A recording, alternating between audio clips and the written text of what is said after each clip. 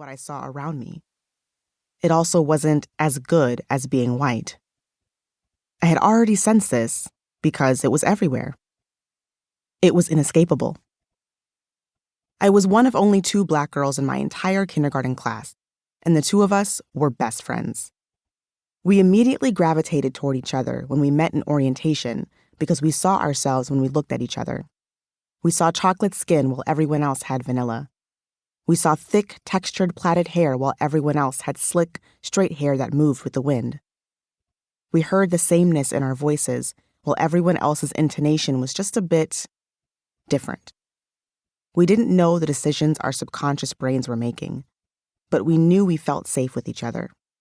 Somehow, we knew the world that surrounded us wasn't made for us. I always subconsciously knew what it meant to be Black, even at the tender age of 5. Unless I was with my Black mother attending our historic Black church in St. Paul, Minnesota, whiteness was everywhere. It was in every store, on the cover of every magazine, and on every television show. It was in the faces of my teachers, classmates, and the pictures in all of my textbooks. I knew Blackness was different. I knew it wasn't seen as being as pretty or as smart as whiteness. My little brain couldn't articulate that, but I knew. However, that day on the playground made what I had sensed real. It confirmed my feelings and turned them into truth. Once your eyes are open to a truth, it becomes impossible to close them. Once you know, you see it everywhere. From that moment, there was no escaping the fact that I was Black, and there was no escaping the message that surrounded me that whiteness is better. Before I go any further, let me introduce myself. Hi, my name is Caroline.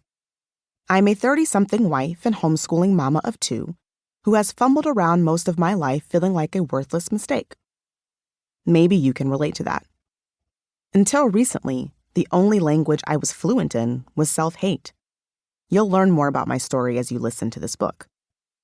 Right now, I want to thank you for being here.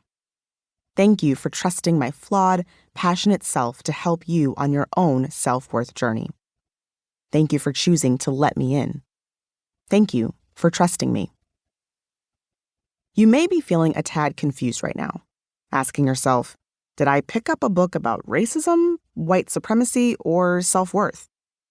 Yes to all 3. You may be asking yourself, is this book for me? Or is this book for Black women? Or white women? Black men, maybe? Yes, this book is for everyone. Am I safe here? That is my number 1 goal. You are here because you are ready to reclaim your self-worth, once and for all. If you're like me, you've tried everything else. You've tried manifesting it, hoping that if you just think your way into loving yourself, you'll finally love yourself. You've tried praying for your self-worth, only to feel immense disappointment the moment you finish your prayer and unworthiness hits you like a ton of bricks. Again. You've tried faking it until you make it. You've tried avoidance. And most of all, you've probably spent your whole life chasing after it. Chasing it with perfectionism, chasing it by hustling, chasing it with titles and status, chasing it with low-calorie diets and skinny teas, chasing it with Instagram filters and the perfect contour, chasing it with flawless church attendance, chasing it by chasing every single standard society tells you will finally make you feel good enough. And now you are here because you are tired of chasing. You're out of breath, you're over it, and every manifestation and affirmation has done diddly squat. So, you chose this book, hoping and begging that it will finally lead you somewhere. This time, you aren't manifesting and you aren't chasing.